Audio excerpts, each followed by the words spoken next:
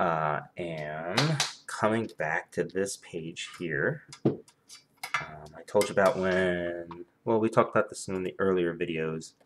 This hand and bowl situation, like, it's kind of working, kind of not. It's awkward. Obviously, I was just fighting my way through it the whole time. And I just did my best on it, you know. I made sure that I just finished what I started with it. Sometimes when things aren't going great, it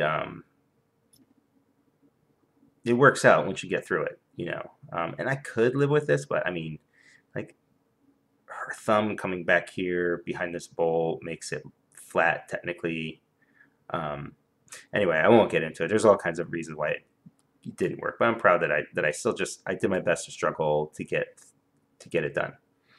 One of the things I said I would come back if I had time, and I think I do, or I'm making time, because this is important. This isn't. Sometimes there's a line or something I'm not happy with, and it's fine. You know, whatever. You can't nitpick everything. Everything can't be perfect, right?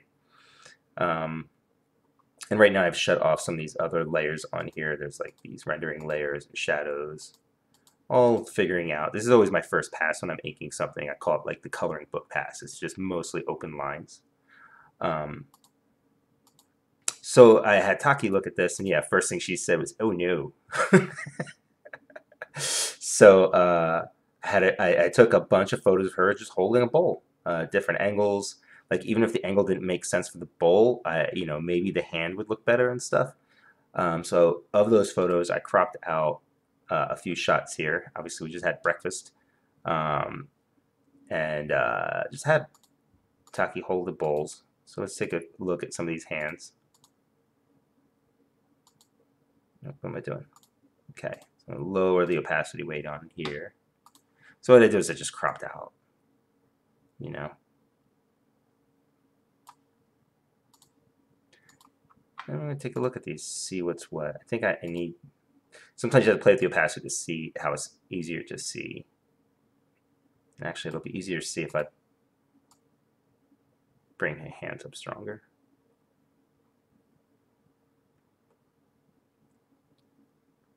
Yeah, I think this would work. Yeah, sometimes multiply helps too. All right, let's just try and line it up just for the sake of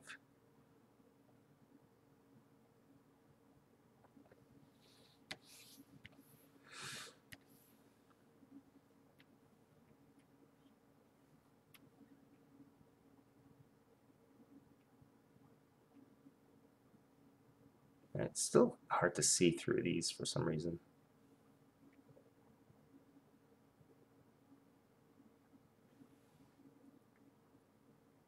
But this will work, you know. Here's another shot that I grabbed, looking more at a down angle.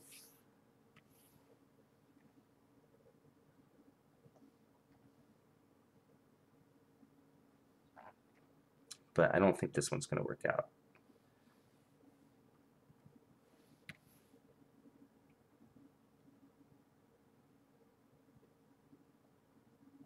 I kind of could, but this is one that I kind of marked it already, because as I was setting this up, I was like, I think this is the one that I like the best for, and the bowl even almost lines up.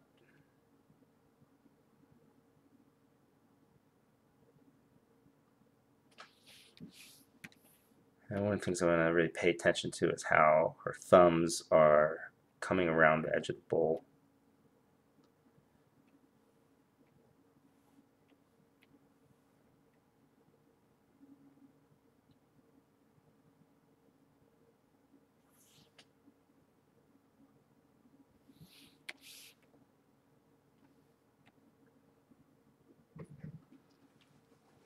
All right, so actually I should just do this.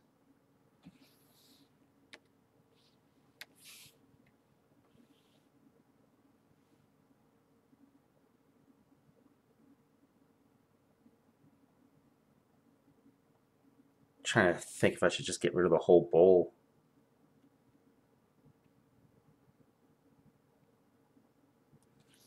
Yeah, for now. So I'm going to delete this section and then just paste it underneath so I still have it. So edit, make sure I'm on a layer, edit cut, edit paste, and then we'll just put it under the inks here and shut it off. This would have been easier to look at this way, right?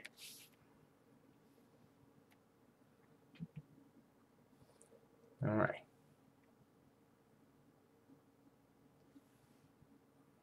And actually, now it might be even easier to just bring that over.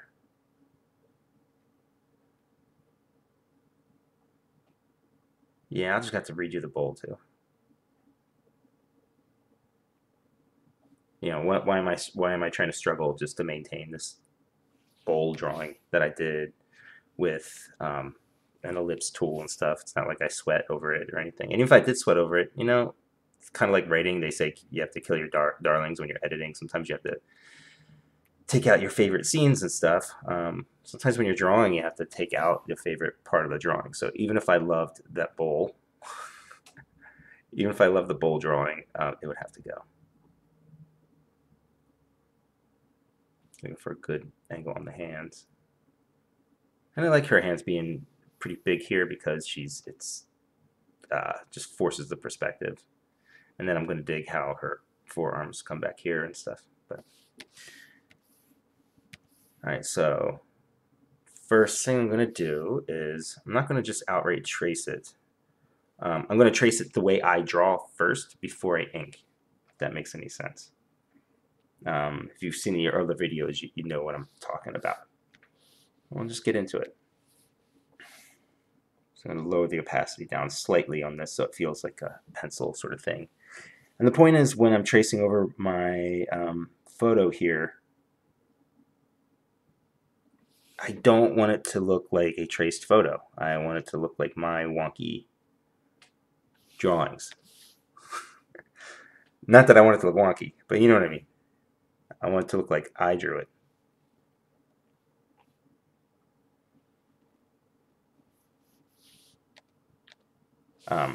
When I'm working digitally, and I've talked about this before, the stabilization tool is very helpful because it just doesn't feel the same as paper. Even with, I have this thing called Paper Lake. It's this film that goes over the pen, and you've got these tips on the brush that, on the not the brush, the tips that go on these the Wacom pen, and it is just not the same.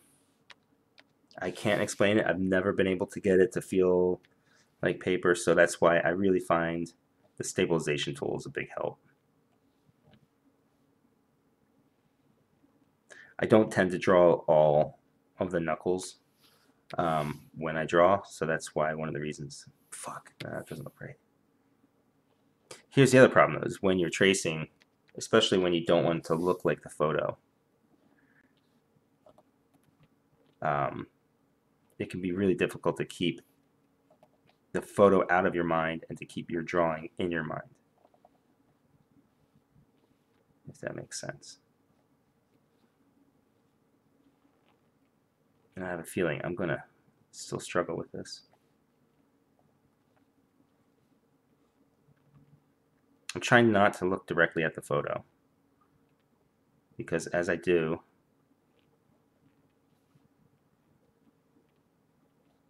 I'm not looking at my drawing, you know.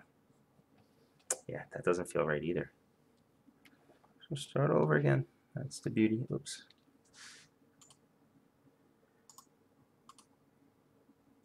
Also, this is probably why people tend to do warm-up sketches.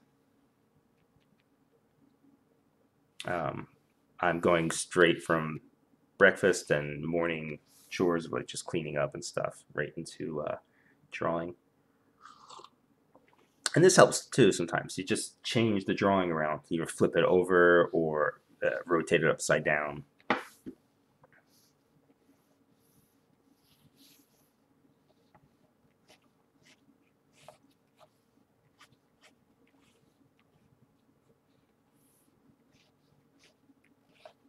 And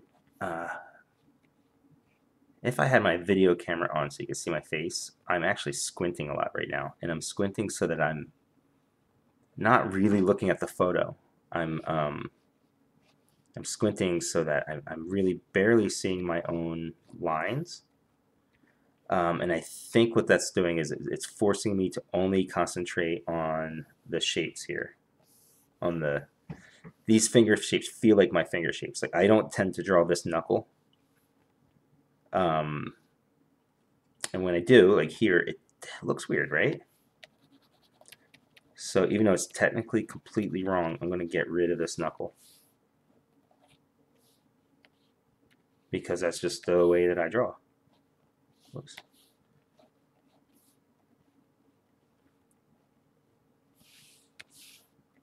Fingernails really help express the shape of the finger as well. Back to squinting. I'm making this pinky longer even though it's not technically longer.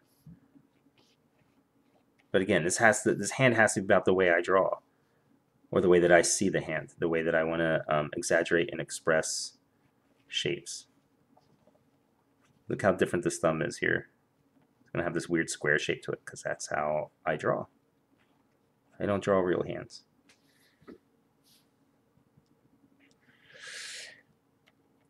And this is feeling much better already. For me. We'll see when we're done. I don't want to get cocky. I thought I was happy with that hand before, so.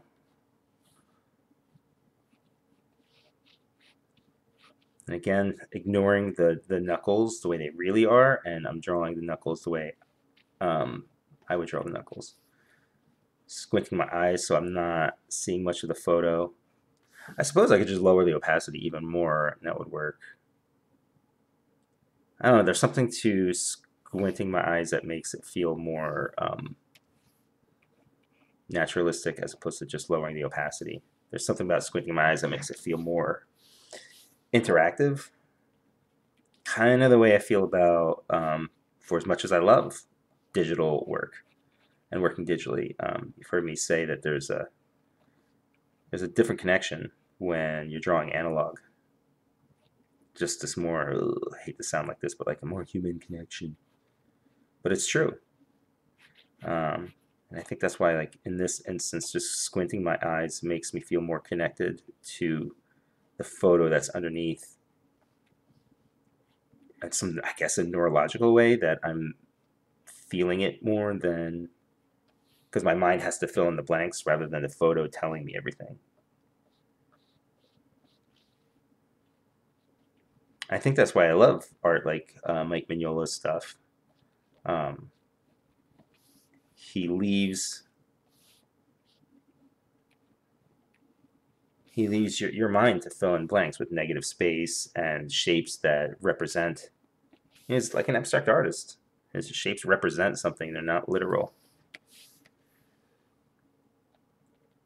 And I think that's why it works more for me. I'm very happy with this. Pretty happy with it. I kind of almost feel like I want to go in and close the gap in the fingers here to make it more like this.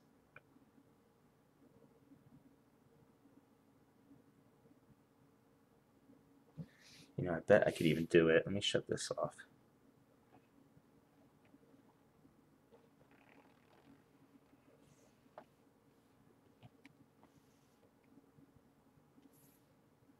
Yeah, look at that. Isn't that cool? That's something fun about working digitally, is just do something like that. Okay.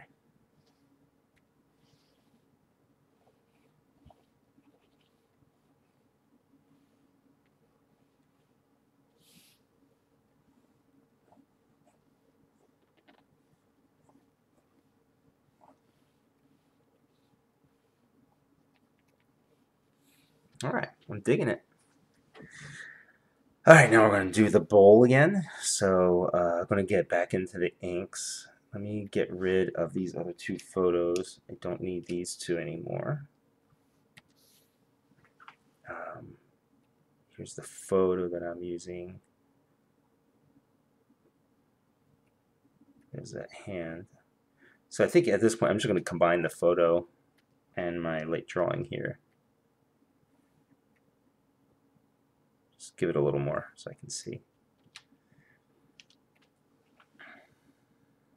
Okay, put the inks on top of here. I'll still keep the inks low. Create another layer. Now I'm going to start in with the bowl. So I'm going to do this ellipse. This is something I've explained before. To make this sort of ellipse line up perfectly, because it's if you've ever tried to just do it, it's actually that worked pretty well. Sometimes it's hard to line up an ellipse with another ellipse. What I do is in my mind, I'm creating a rectangle or square depending on the shape. If it's a perfect circle, then it'll be a square. In my mind, I'm seeing this I'm seeing this rectangle around the edges of the bowl. And then when I start my ellipse, I begin up here at what I imagine the corner is, and then when I drag it out, it lines up almost perfectly. So let's get rid of that. So again, I'm seeing this rectangle in my mind's eye, and I'm lining the bowl up with the corner.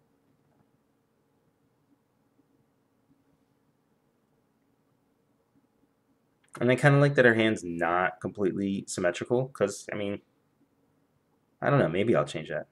For now, let me just start the little tricks for, here's how you do a lid. So I need black ink. I'm going to do an outline of this. And if you have other ways of doing this, please share with me. Like, I'm sure there's ways of doing this too and getting a variation of thickness in the line. In fact, I want that a little bit thicker. Probably using vectors or something I'm not familiar with. There's another tool here that can create like an arch shape, but I need to know how to manipulate better because I can't get it to make a circle perfect. So anyway, I'm going to duplicate this layer. And there's several ways you can do that. That's just one way of going about it. Now I'm going to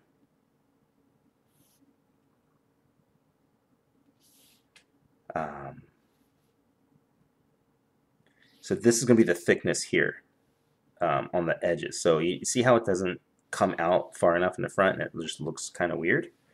That's okay. So I'm going to apply the transform and then go to transform again to free transform. And now I'm just going to warp it so I'm pulling it just out. And that makes that rim like in this perspective and gives it all this shape. Look at that. Pretty simple. And then combine those two layers and then you got a rim. Here's that other tool I was telling you about, the curve tool. Somebody can tell me how to do this better. There's got to be a way to control the inside of this. See how it starts to get more teardrop shape instead of just maintaining a round arc? And I don't know why that is. It's probably over here with this vector magnet thing. I don't know. I can also change the width of this. The beginning, I can make it thinner and go thicker. There's different ways to do it. But I think I'm just going to eyeball the bowl. So I'm going to push my stabilization way up for this because it's going to be super round. Make sure I'm on my right brush. Stabilization way up, pretty thick. Let's keep around 50 or 60.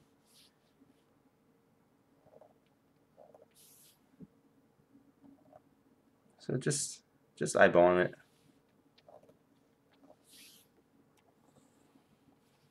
Now I can eyeball it because I've been doing this for a really, really, really long time. It might not be perfect, but it's going to be fine for what I need. And I'm going to see the bottom of the bowl. If you don't have the ability to eyeball it yet, don't sweat it. There's other tools you can use.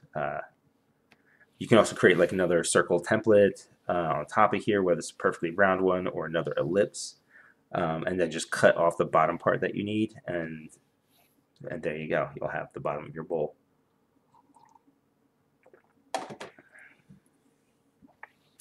Now I'm going to ink the hands.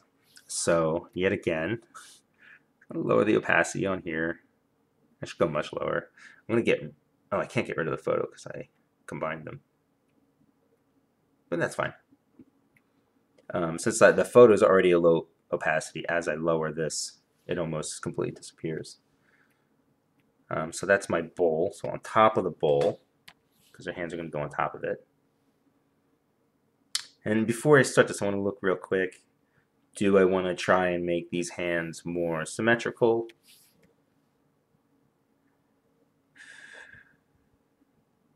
I mean, I could even copy that hand and completely just flip it over to this side, but then it would start to look artificial.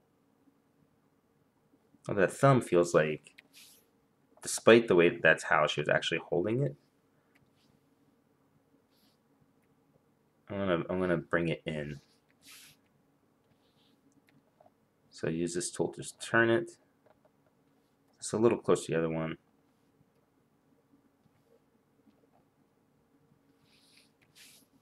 The shape is a little wonky, but I can change that in the inks. Just thinking here if this is exactly what I want before I go any further. I think so. Yeah, all right. All right, so here's the new layer. It would be easier if I went ahead and labeled all these things, but I'm trying to move quickly to get stuff done because we have appointments later, phone calls and all that kind of stuff. So I know like between now and 12:30 or 1, and it's like I think I started at about 11:15. I can work uninterrupted. So I'm doing my best to just take advantage of that.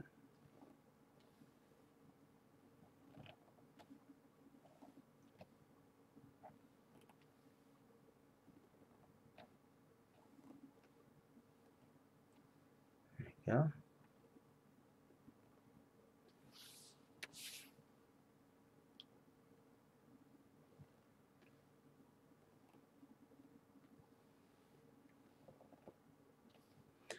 This is one of those times I wish that in my youth I just spent a month drawing hands.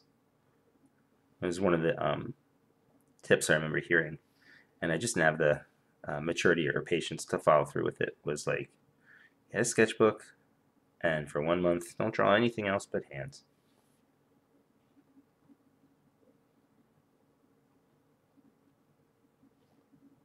And especially if you do that when you're younger, it just sticks in your head. There's a lot of stuff that I learned in my youth that stays with me forever versus stuff that I've learned later in life as an adult, even with art, that is a harder lesson to stick. I don't know why. Probably has something to do with the way the brain develops or something like that. Some science shit.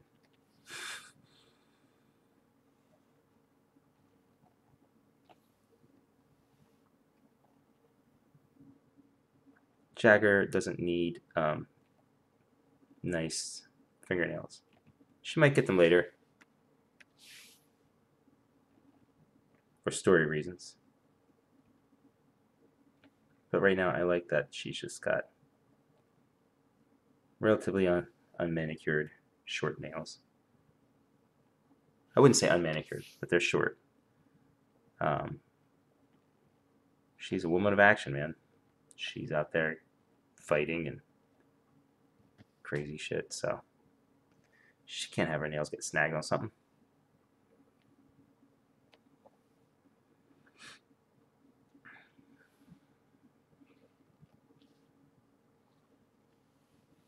Kind of wish I used thicker lines on here, but alright, whatever. And that finger is really thick. Well, all these fingers are thick here, but again, it becomes a weird thing of sort of balancing out the way you draw with how things look. They're two different things.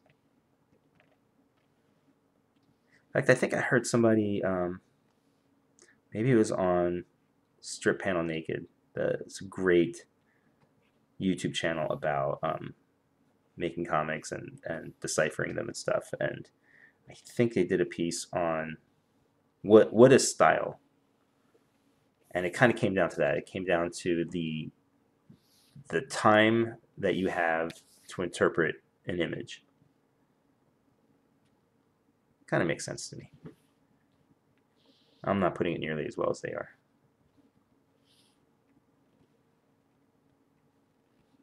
But you should check out their channel. Good stuff.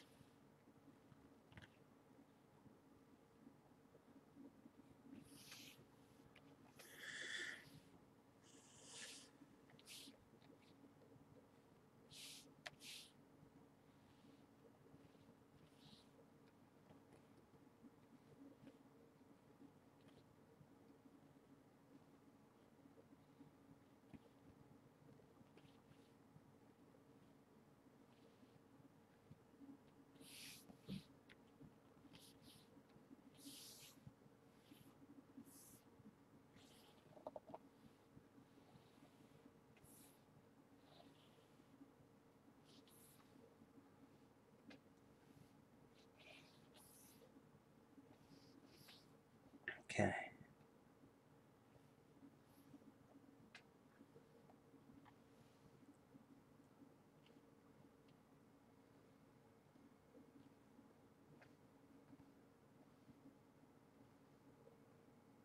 It's really weird. For the longest time, I wasn't enjoying drawing or inking on my Cintiq because um, my iPad Pro is actually the line work is just much more precise and the brush is just better. I don't know how or why. Maybe because this is a much older. This is like really old. The Cintiq. This is a first generation 21 UX, which is like from 2012, 2011, 13, 12, something like that. But then I've also found that that lack of sharpness works for a certain thing, and I think I discovered that on like more slightly cartoony stuff, it works really well. Um, and Murder Inc. is interesting because in some ways the style is more realistic than my other work, and but it's kind of inked with the kind of the way I would ink an adventure style thing or the early Powers kind of style. So the drawing is slightly more realistic, slightly less cartoony, but the way I render it is almost like a Dick Tracy or something. And yeah, I find that these pens work better here than on my iPad for that. They get too thin, too sharp, and I have to fight to get like a duller tip and stuff. Again, somebody else who understands these tools better could probably fix that. To be honest, like I can barely even install new brushes. Like I've been successful a few times, but there's been plenty of times I've brought whole brush packs and then I couldn't figure out how to load them all up. So I just stick with what I have. I can be a little too laid back sometimes.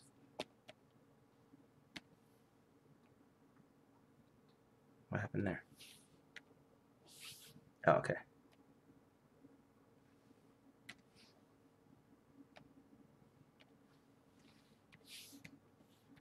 All right, now we're gonna get a look at how this comes together.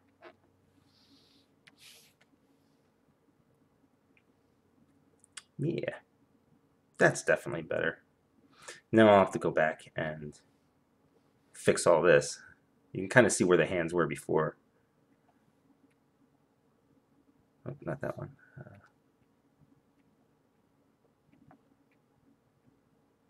Yeah, under the shadow layer here, you could see how unnatural those hands were. Hold on.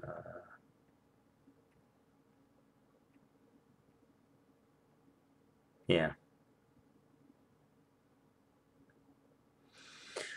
All right. Let's see. Where am I? I'm going to get rid of the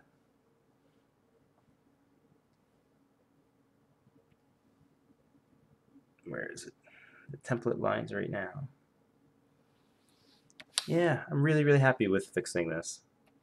It was worth taking the time. Even though it's just going to cost me another 2 hours probably altogether. I don't know. Right now it's only been 30 minutes, so it probably won't be 2 hours. Maybe it'll just be an hour all said and done.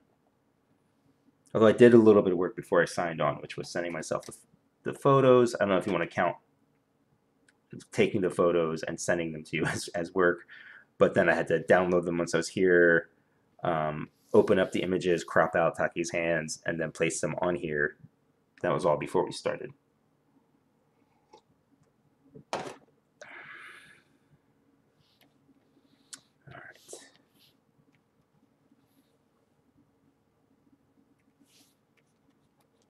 Fuck.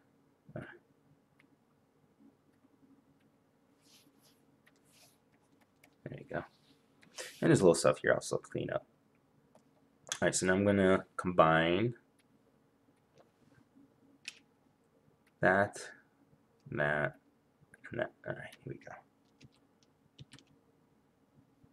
Jagger inks. All right. Should I keep that? Maybe I'll keep that for reference for much later on. So I'll bring that all the way down here.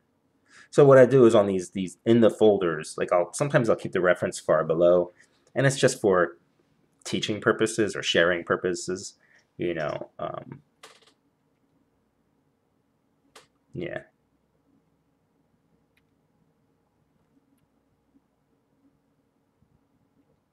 All right, so now I'm just going to lower this opacity and get rid of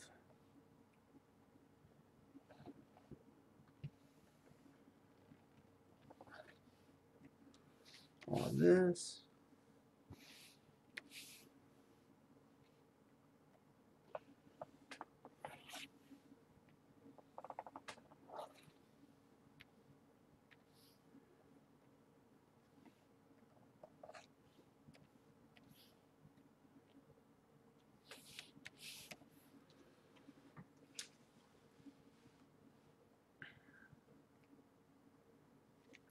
Okay.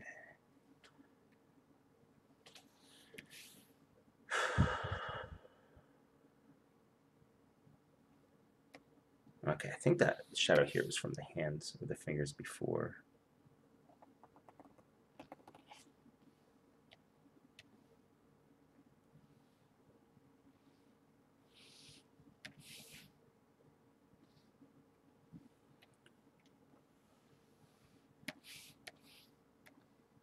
So I'm going to do that so that, and you can hide the selecting area up here in Clip Studio. You can do that in most of these programs, I'm sure. And I'm going to do that so I can just bring that line down.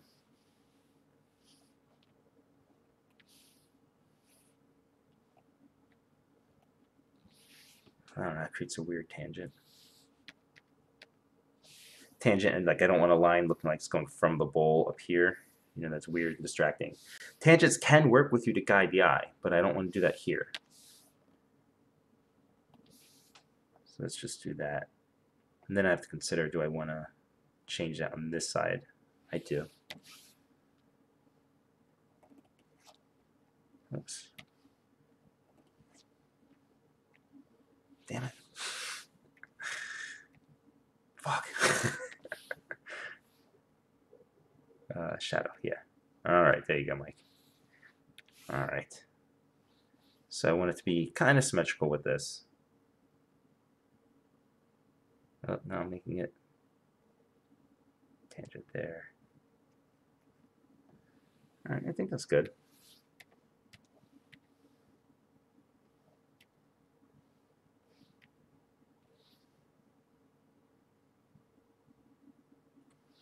Yeah.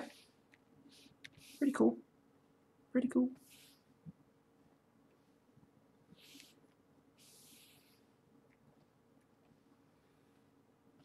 All right. I don't want to get carried away with little lines here and there. That still feels a little tangenty. I don't know. I'm just going to leave it for now. The rendering lines, let's make sure, see what's Oh, okay, that's right. I actually filled all that in before.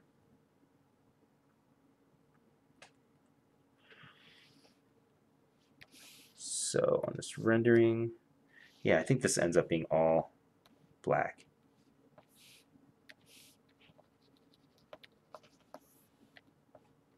This is what I was talking about killing your darlings before. Like, there's a lot of these shapes and folds in here that I really like, but I think ultimately it works better.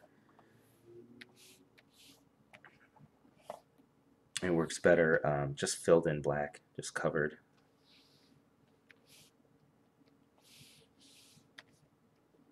It's funny. I bet I can hear Brian watching this in the future as he's working or something, going, "No, don't do that. Oh, that was so much better."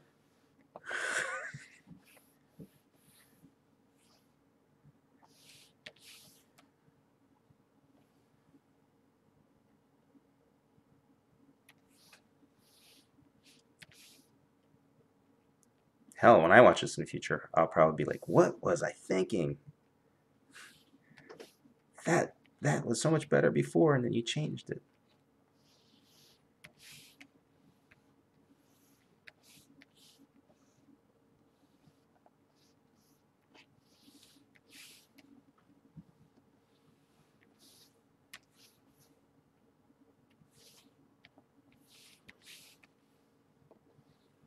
All right, look at this. Yeah, I do like that better. All right, I think we're going to keep all of this. I'm going to keep. Yeah, and this is a close up. Everything else on this cover is kind of like a mid shot, full figures. I'm not sure if I recorded it, but I made her head a little smaller because she was looking just tiny. And then I added these weird window shapes. Basically, I filled in each of these windows with this color orange. Then I selected the areas and then shrunk the areas by like 4 or 5 or 10 pixels so that there was like this outline around everything, and then made a copy of that and then shifted everything over on that copy and made it lighter and a different hue. The reason for that is because she's in this VR world, and this is this kind of weird effect we have where the windows are sort of almost like shifting broken neon kind of thing. We'll see what Taki does, but on the interior of the book, it looks amazing. But anyway, the point is, um, the rest of these are kind of mid shot, wide shot kind of things. Um, right, issue 6. So this is the one big close-up, so I'm thinking, yeah, we'll have more rendering than normal. You'll see there's not a lot of rendering in these other figures, meaning a lot of little details. Like these guys are mostly pretty plain. The only thing different I did with them was I gave them this kind of textury shadow on their suits. On Valentine, I did give him a lot of little tiny rendering stuff, and that's mostly to just draw attention to him. Makes the eye focus on him a little bit more. But everything else, you know, not a lot of detail into it. So I think for this close up, damn it.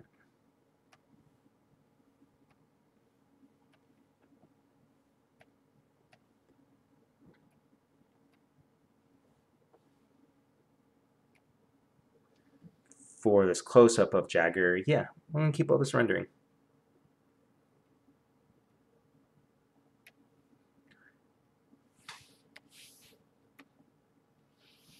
One thing I always wanted to do, and I've never done it, is to keep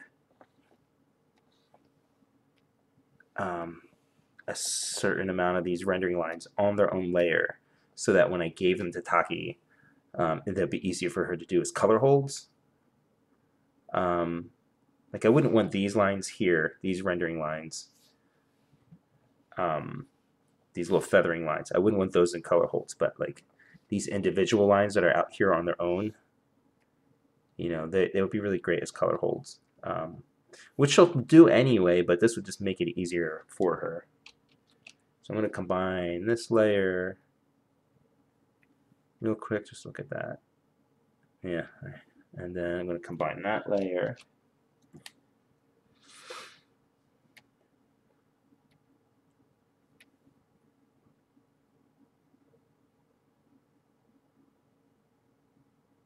It would almost be nice if, you know, I just suggested this as the shadows over her face, but I can still do that to give this like heavy, low-key lighting noir look. So I'm just going to combine all of this. So now we went through all of those layers of Jagger, and now she's finally on one single layer.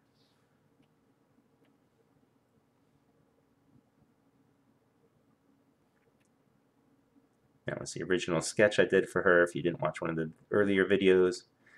Man, there's something about this kind of energy I just love, and I know you can't really do it. Maybe with the right colors you could do it as a comic. You know, once I did give Alex Maleev one of my layouts that was in this form, and then he went and colored it wildly and abstractly, and it looked great. We ended up using it as a cover. It'd be really fun to work with Alex like that one day.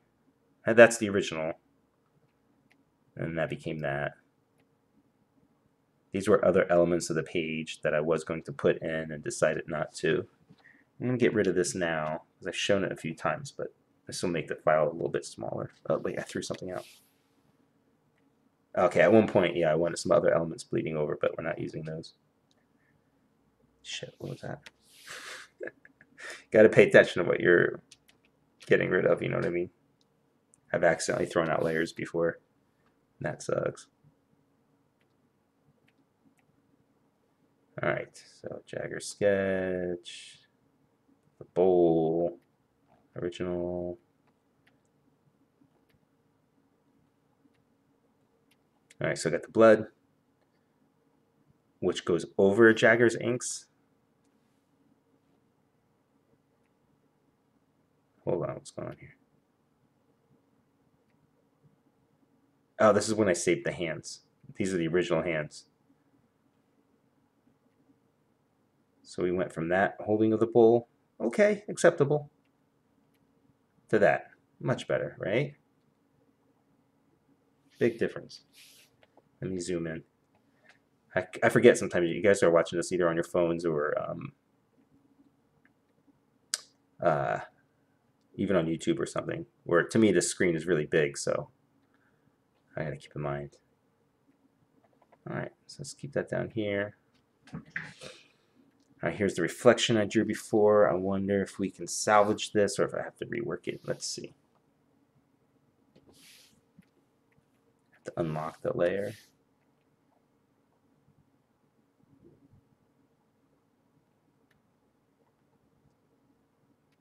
Yeah, I can keep it. I'll just have to work it a little bit. A little bit.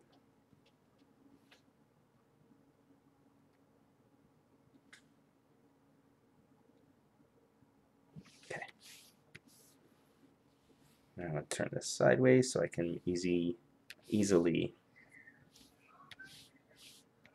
Let's just delete this stuff.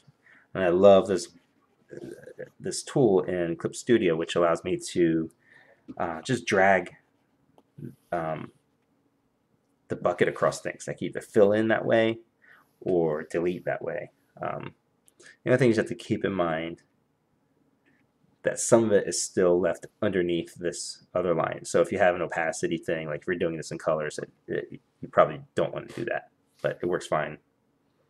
Actually, now that I realize that, probably causes problems for Taki later. So I'll be a good boy then. Let's just delete some of this.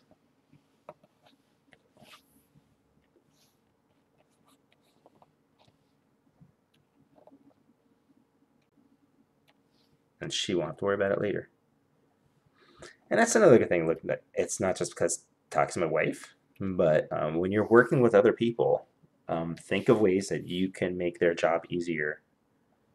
You know, especially if it's not costing you anything. Just a couple extra seconds for you as the artist or the letterer or whatever might make a world of difference to the person who's next in the production line, you know.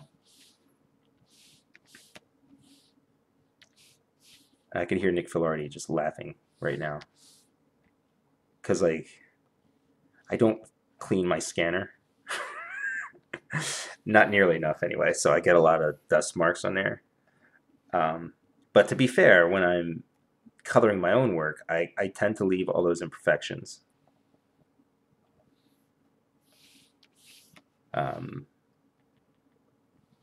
Half of them don't print, and the ones that do, it kind of adds something to it for me. I can't explain what it is exactly. All right, now I have to keep in mind. Right now it looks like the bowl's ready to spill over onto the side, which would be fine, but I want to have this pretty level. Let's get in here, and then I'm going to create another line, another layer. Let me lower that opacity even more, create another layer. Sometimes I get a brain fart, you know, creating layers all day, and then suddenly I'm like, where's the layers? Oops. Yeah, the opacity, I mean, all right.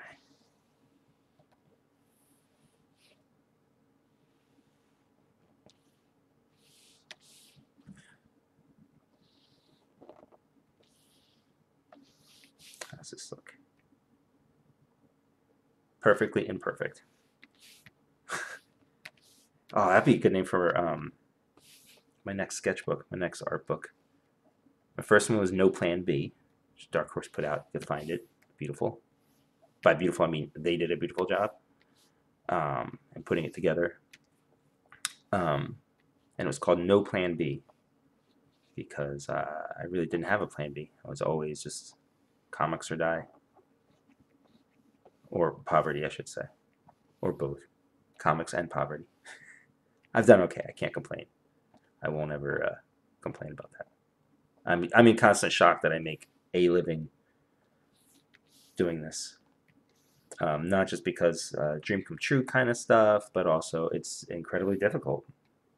You know, it's not easy to make a living in comics. And I'll never take it for granted. Because as I've talked about in some of my earlier videos, you know, I had a career come and go before Powers.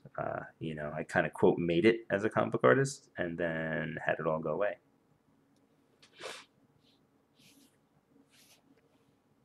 So I'm just constantly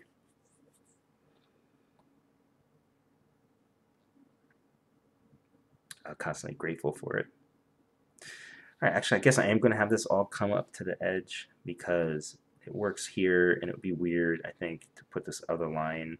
It gets a little, I don't know, let's look.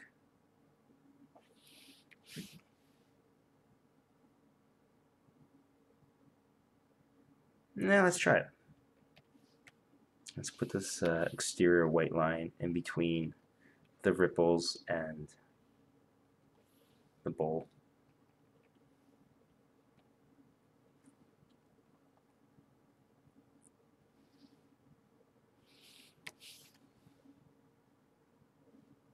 Yeah, I mean, it helps give it a little motion. It does feel like it's like moving a little bit now. No.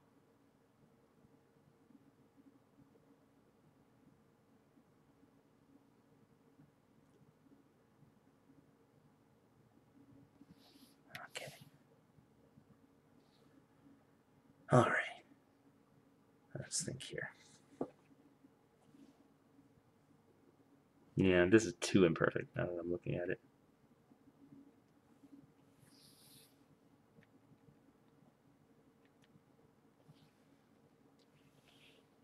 So let's delete that.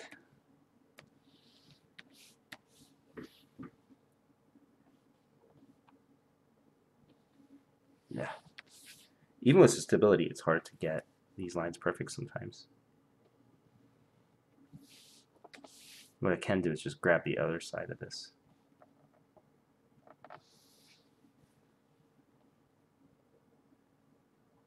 That feels all right. Yeah. Except for here.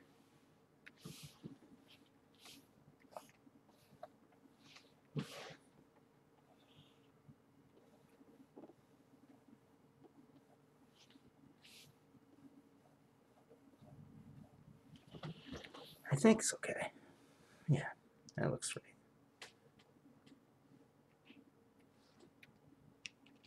combine that. All right. Now here's the reflection. I'm going to lower the opacity again. Yeah, and I'm just going to have it come up right to the edge.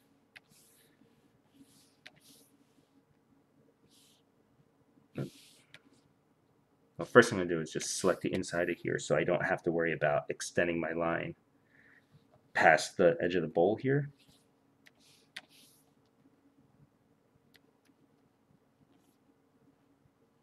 I'll probably have to touch these up a little bit as I get closer. In fact, let me hide that and I can, there you go. See, by hiding the selection lines, I can see a bit better where my new lines are or are not lining up with the older lines, so they don't have like that jagged look.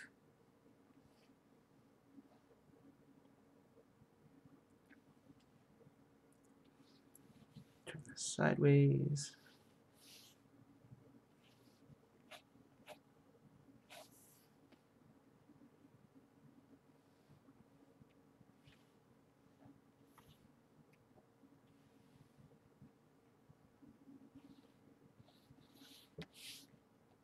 Okay, this is her nose.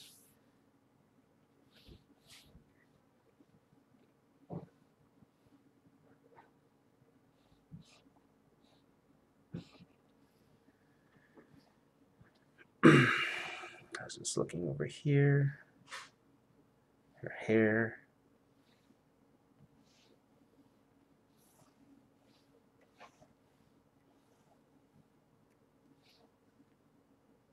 All right. That wasn't there before, but it feels like it'll work. Let's see. Yeah, it's good.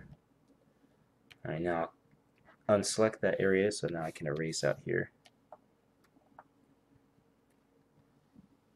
Yeah, all of this has taken me about an hour to redo the hands and the bowl and touch up this reflection.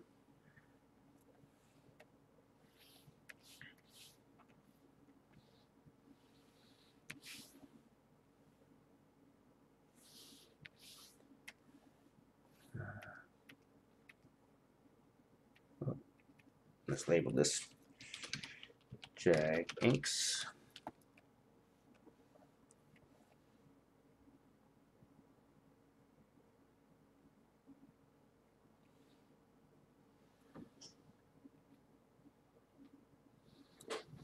All right.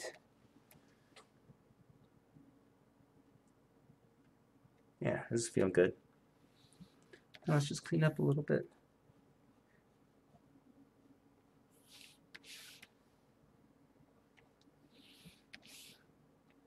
Oops. Thinking about her fingernails here. If all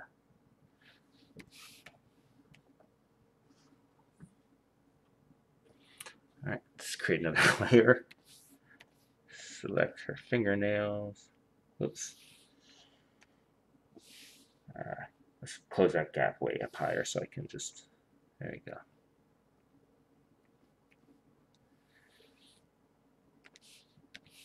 All right, just gonna play around with this and see how this looks.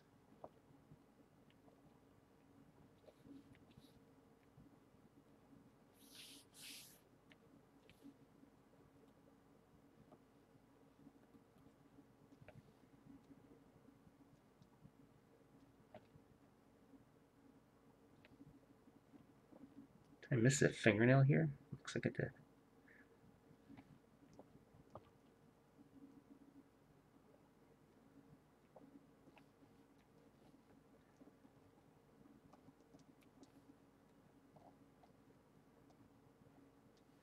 Oh yeah, I like the fingernails.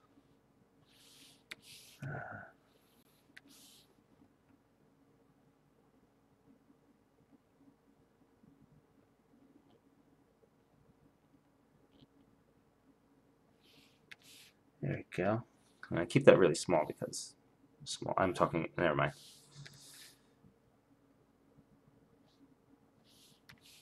Sometimes I'm trying to communicate something that's so deeply in my head I don't know what I'm talking about or how to express it.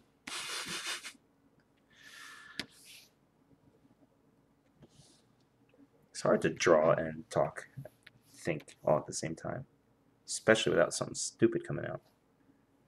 All right. Yeah, I dig it. Stuff like I dig it just comes out of my mouth because I'm just, like I said, whatever.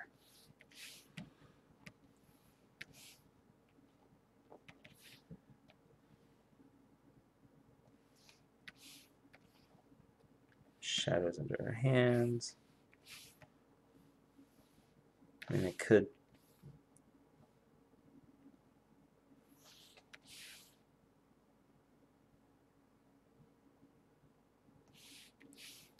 I think if I'm going to have it that dark on that side, then I don't want to fill in this whole thing, but does that help? I think so. What if I just did that? Does that work? Ugh, I don't know. For some reason, that makes everything look worse.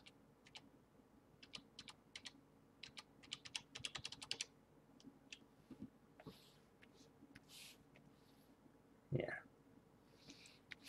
But I do feel like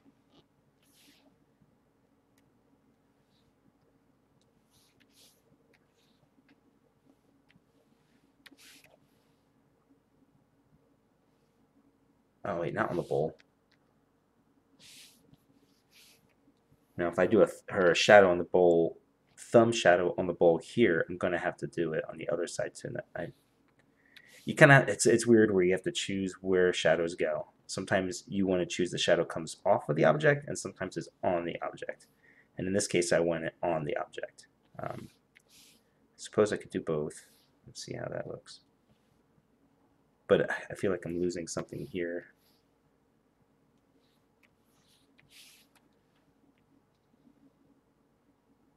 Yeah, to me that looks weird now. So just keep the shadow there.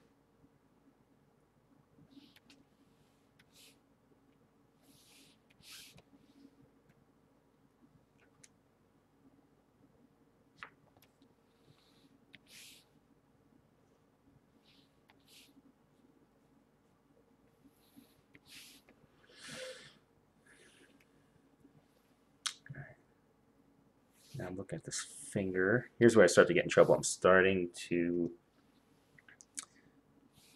be, I don't want to say a perfectionist because I'm so far from that.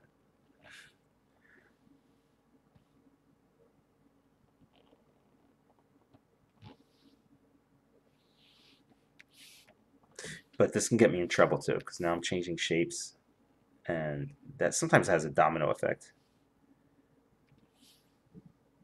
But I'm going to try and make this work.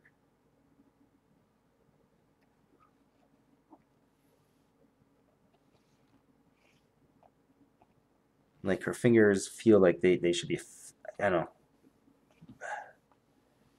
They're not, the tips wouldn't be affected by the shape of the bowl, but compositionally, they feel like they should be doing something.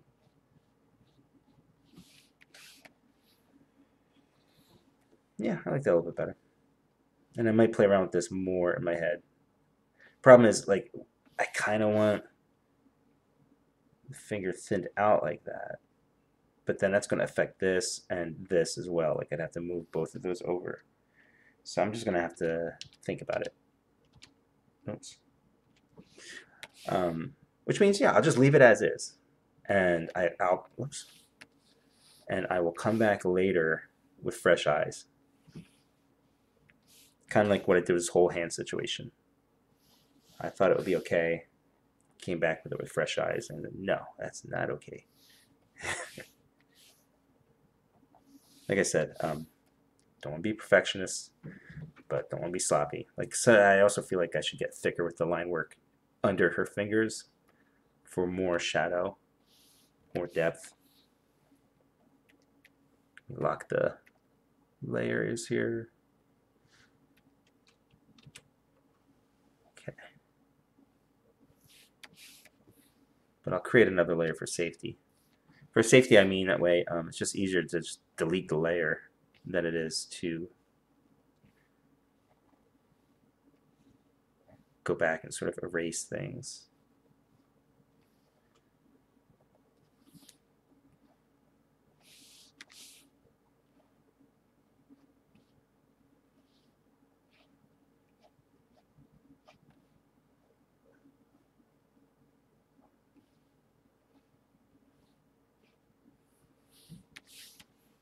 Yeah, all right, I like that. Before, after, before, after. Black just helps give so much more weight to an object. Quick experiment.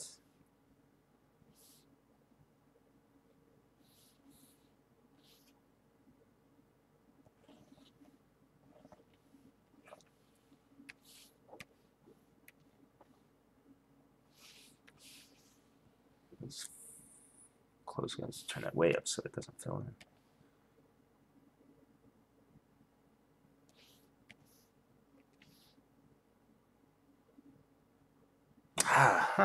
Good question. I think it gets a little flat though.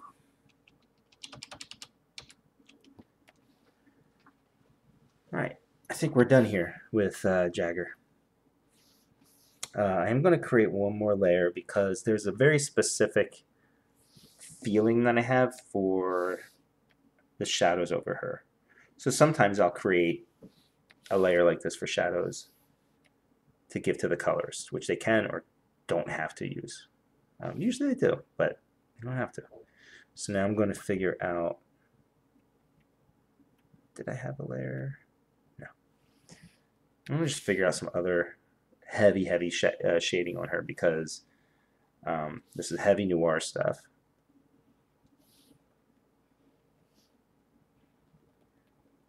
Low-key lighting. Low-key lighting means there'd be a light almost directly over her head that helps to cast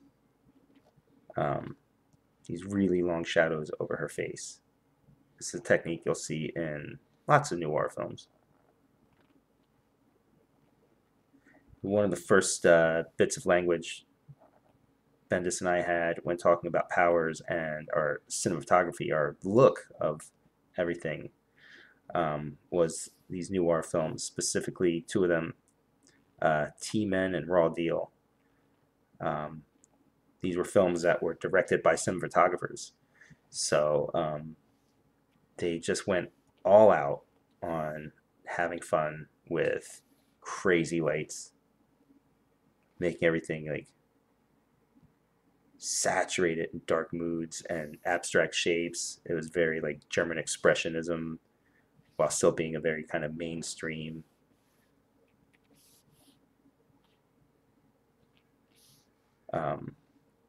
gangster film. T-Men. You can find, I don't know if it's on YouTube or not, but you can definitely find like trailers for it and stuff. I think about that movie all the time.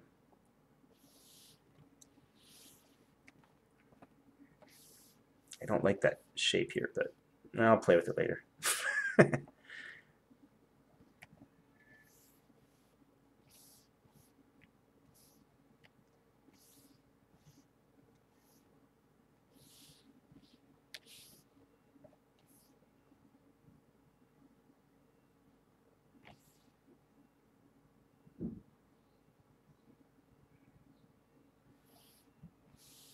Okay.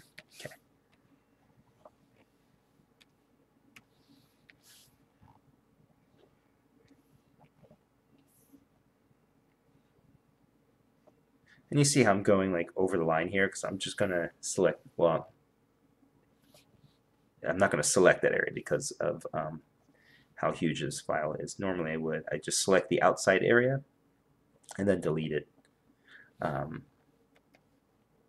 In this case, I'm going to do something a little different.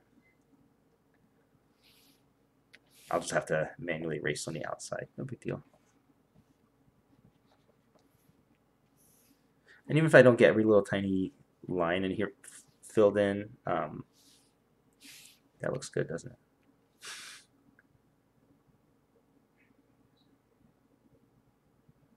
It's hard to say because her hair is two-tone. I'm going to leave it like that because I do think that looks better.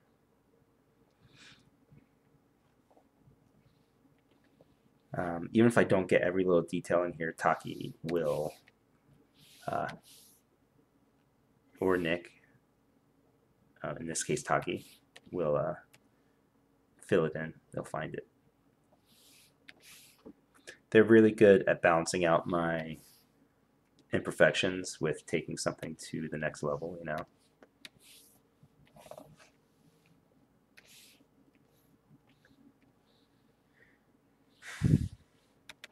Actually, let's go back. I accidentally created a tangent here with that collar, so let's make sure it's outside of the collars.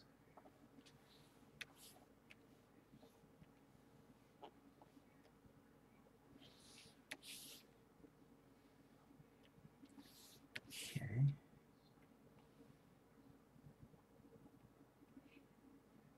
The weight is a different value than her dark suit and even her skin, so that's why it comes down here a little bit more.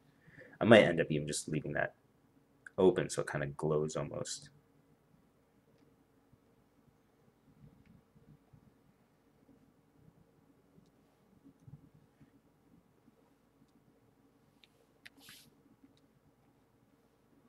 Like that.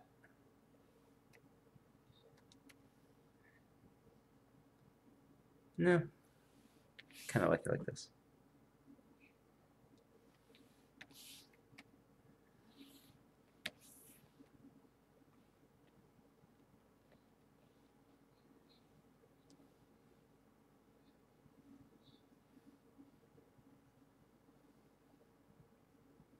Just finding where the shade or light would pop on her fingers here. I mean, Taki does most of the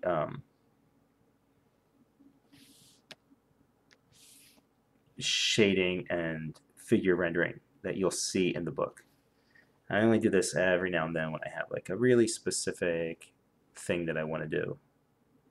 And it's okay with Taki too. Like some colors might not want that at all or like that, but I think most of them respect it and don't have a problem taking a little direction like this. I've seen some artists will go as far as they'll do like a whole gray tone effect, or just lay out all of where they want their shades. And I'm sure some colorists love that, and some don't. So you know, it's part of teamwork. You talk to each other about it, see what your team members like or would expect from you.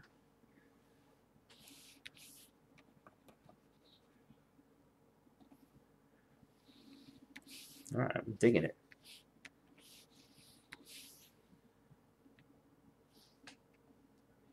I'm very excited. I can't wait to see this colored.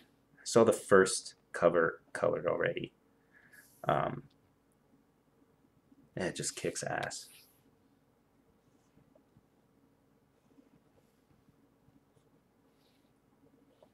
Maybe I'll talk Taki into sitting in front of this computer here and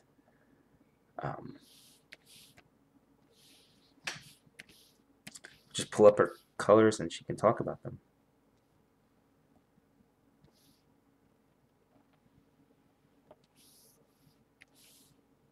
Yeah, that kind of works.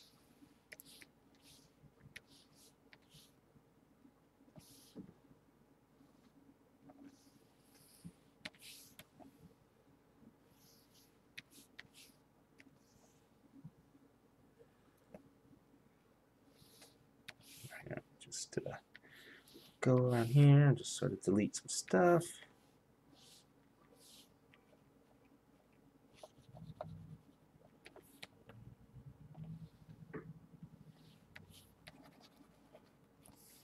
I'll also change this to, there you go. Now you can't see the blue on top of everything.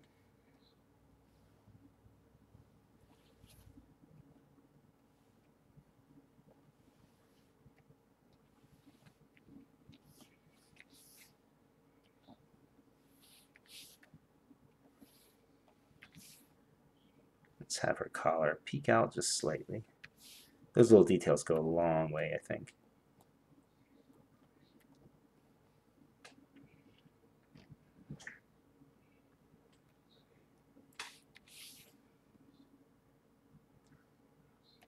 So you see now I'll struggle with something like these hands and uh,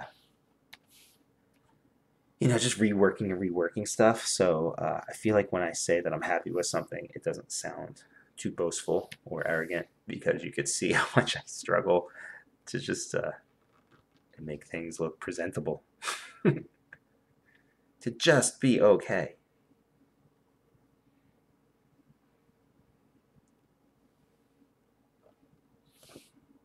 I should do this. That'll make it easier on me. Just putting a little bit of this edge to the bowl.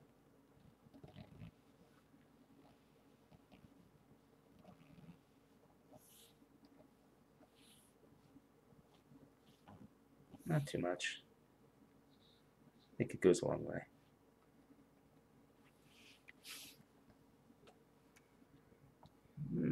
I was thinking of popping that a little bit, but I don't need to because, again, Taki's coloring this. I don't have to go too far with this stuff. And I think we're good. Could also have a little fun. Do a little tiny bit of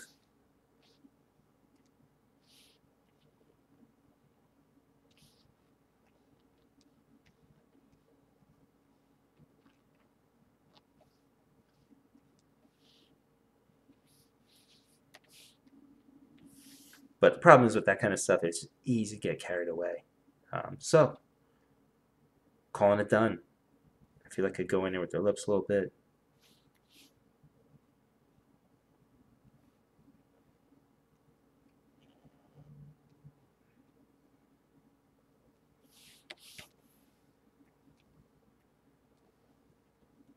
Actually, yeah, I'll leave that there. All right, but now I'm going to stop. I'm going to stop. Stopping. Shadow. Lock. All right. I'm going to get rid of this. There's no reason to really see her hair go that far into. It was distracting me. Just a little bit. Little goes a long way. Yeah, there we go. Now I'm done. Lock it. Done. All right, let's look at some of this together as this is coming together. This bullet line is going to go behind her, over them, over this,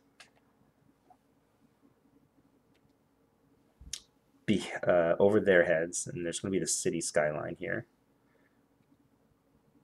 behind him. All right.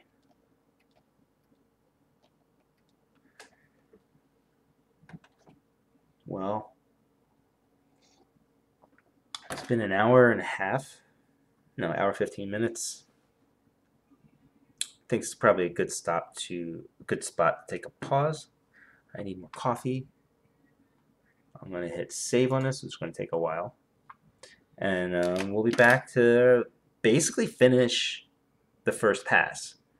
Now, by first pass means even though it'll be finished in quotes, I will be going in to just do other touch-ups and details and just see what catches my eye as I can look at things fresh again. The cityscape back here is something I'm going to be thoughtful about, and we'll work through all that together. And there you go. Thanks so much. See you in a few.